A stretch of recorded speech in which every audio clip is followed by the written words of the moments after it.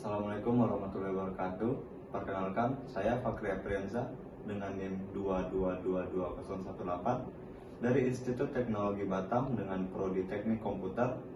Di sini akan menjelaskan tentang dampak sosial media, dan saya akan menjelaskan ada dari definisi sosial media itu, dampak positifnya, dampak negatifnya, lalu bagaimana cara kita menggunakan sosial media itu yang baik dan benar. Tentunya sosial media di sini kan sekarang sudah banyak digunakan oleh remaja-remaja, orang tua maupun anak-anak kalangan SD, SMP, SMA dan seterusnya. Jadi di sini kita harus mengetahui apa saja dari dampak-dampaknya yang positif, negatif, dan bagaimana sih supaya kita itu menggunakannya itu dengan baik, untung, dan benar. Di sini saya akan menjelaskan itu semua.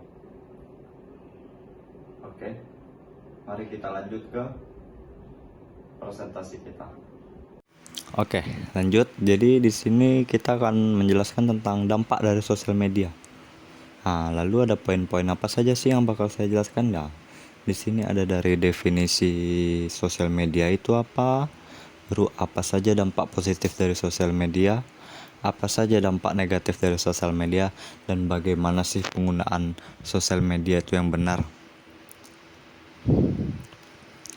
Untuk definisi, sosial media atau media sosial itu adalah platform digital yang memungkinkan pengguna untuk membuat, berbagi, dan berinteraksi dengan konten serta terhubung dengan orang lain secara online. Sosial media mencangkup berbagai jenis aplikasi dan situs web yang dirancang untuk jejaring sosial, komunikasi, kolaborasi, serta distribusi informasi dan hiburan. Seperti contoh-contoh untuk saat ini sosial media itu kan sangat banyak ya. Ada seperti Facebook, Instagram, Twitter, atau untuk sekarang namanya X, bahkan ada dari Instagram itu Threads namanya. Lalu ada WhatsApp. Banyak lagi sosial media yang untuk saat ini telah kita temukan. Kalau misalnya kalian tidak tahu pengaruh-pengaruh sosial media itu, maka mari kita lanjut ke slide selanjutnya. Nah, ini dia pengaruh-pengaruh sosmed. Yang pertama itu ada pada interaksi sosial. Tentunya pada interaksi sosial kita memiliki pengaruh positif dan negatif dong. Untuk positifnya, itu yang pertama ada memperluas jaringan sosial media. Media sosial memungkinkan kita terhubung dengan orang dari berbagai belahan dunia, memperluas jaringan pertemanan dan profesional. Jadi kita tuh dapat berteman dengan sosial media, kita dapat berteman dengan kawan luar negeri, kawan luar kota, kawan sesama sekolah, kawan sekolah lain, untuk mengambil relasi. Untuk bahasa sekarang, relasi kan sangat dibutuhkan. Nah, jadi untuk sosial media pada positifnya kita dapat mencari relasi, mau untuk pembelajaran kita ataupun untuk pekerjaan kita. Lalu memudahkan komunikasi dengan keluarga dan teman menjadi lebih mudah, terutama yang berada jauh. Untuk kita anak rantauan atau bahkan untuk kita lah anak rantauan, kita dapat berinteraksi dengan orang kampung melewati sosial media seperti WhatsApp. Kita dapat video call, kita dapat telepon, kita dapat berbagi kabar. Itu termasuk pengaruh positif dari sosial media. Lalu yang ketiga itu ada komunitas dan dukungan. Itu membantu menemukan, bergabung dengan komunitas yang memiliki minat yang sama serta mendapatkan dukungan emosional. Nah, contohnya ya seperti untuk prodi saya ini, misal saya membutuhkan komunitas teknik komputer untuk dapat saya belajar belajar tentang hal yang baru, yang banyak, bahkan menambah ilmu saya. Jadi saya membutuhkan komunitas dan dukungan orang. Nah, kita dapat mencari itu di sosial media, mau dari Twitter kah, atau Facebook, atau Instagram, dan lainnya. Kita dapat mencari komunitas tersebut, yaitu membantu kita. Lalu, selain positif, pasti ada negatif kan. Untuk negatifnya, interaksi tatap muka berkurang, mengurangi interaksi langsung yang dapat mempengaruhi kemampuan komunikasi interpersonal. Nah, maksudnya banyak orang yang terpengaruh sosial media ini menjadi kurang bersosialisasi secara langsung, jadi hanya berpengaruh dari online itu. Yang kedua tuh kesalahpahaman. Ya, kalau misal kita melalui teks dapat menyebabkan kesalahpahaman karena kurangnya ekspresi wajah dan intonasi suara. Lalu selanjutnya ada kesehatan mental. Pengaruh positif sosial media pada kesehatan mental yang pertama yaitu dukungan sosial. Membantu individu menemukan dukungan dan komunitas yang positif, terutama bagi mereka yang merasa terisolasi. Mereka yang terasa dijauhi, mereka mendapat dukungan sosial melewati sosial media. Lalu informasi dan edukasi. Nah, dengan sosial media kita dapat akses cepat ke informasi dan sumber daya kesehatan mental kita. Lalu selanjutnya untuk negatif. Kecemasan dan depresi.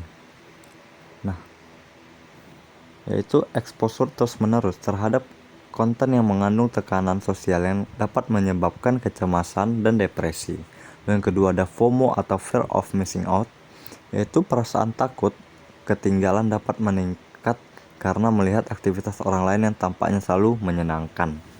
Dan yang terakhir ini paling banyak untuk zaman sekarang yaitu cyberbullying. Resiko pelecehan dan bullying online yang dapat berdampak negatif pada kesejahteraan mental. Oke, selanjutnya terakhirnya ada kehidupan pribadi kita nih. Untuk positifnya, pengaruh sosial media positif pada kehidupan pribadi yaitu kreativitas dan ekspresi diri. Yaitu media sosial memberikan platform untuk mengekspresikan diri dan menunjukkan kreativitas kita. Yang kedua, kesempatan karir, yaitu banyak individu mendapatkan peluang karir melalui media sosial seperti menjadi influencer atau menjalankan bisnis online. Ya, seperti di Instagram itu banyak kan sekarang orang berjualan melalui Instagram. Dan untuk negatifnya, kita menjadi ketergantungan. Penggunaan media sosial yang berlebihan dapat menyebabkan ketergantungan dan mengurangi produktivitas. Lalu yang kedua ada kecemburuan sosial, yaitu membandingkan diri dengan orang lain di media sosial dapat menyebabkan perasaan tidak puas dengan kehidupan pribadi. Nah, kita nih selanjutnya untuk yang terakhir, penggunaan. Mengelola penggunaan media sosial dengan bijak. Nah, ini sangat penting nih. Yang pertama itu ada batas waktu penggunaan. Itu tetapkan batas waktu harian untuk penggunaan media sosial. Supaya tidak berlebihan, kita harus memiliki batas waktu penggunaan. Lalu yang kedua, pilih konten dengan bijak. Yaitu ikuti akun yang memberikan dampak positif dan hindari yang menyebabkan stres atau kecemasan. Pilih-pilih akun yang ingin kita ikuti untuk dapat memberikan kita positif. Lalu yang ketiga ada pentingnya interaksi nyata. Nah, luangkan waktu untuk berinteraksi dengan orang sekitar secara langsung, itu sangat penting ya. Lalu yang keempat ada jaga privasi.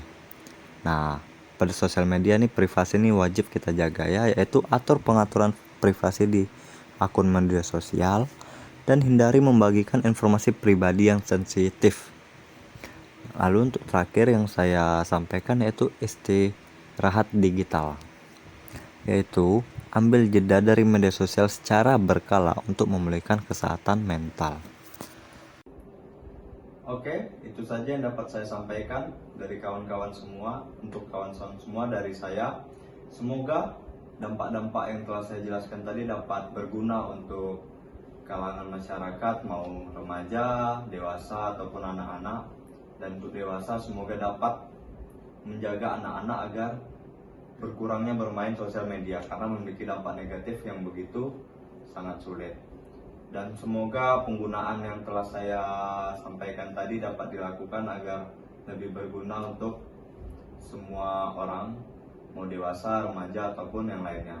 Mungkin saya ada kesalahan atau kekurangan yang saya mohon maaf, karena kan manusia tidak luput dari kesalahan. Kurang dan lebihnya saya mohon maaf. Wassalamualaikum warahmatullahi wabarakatuh. Terima kasih.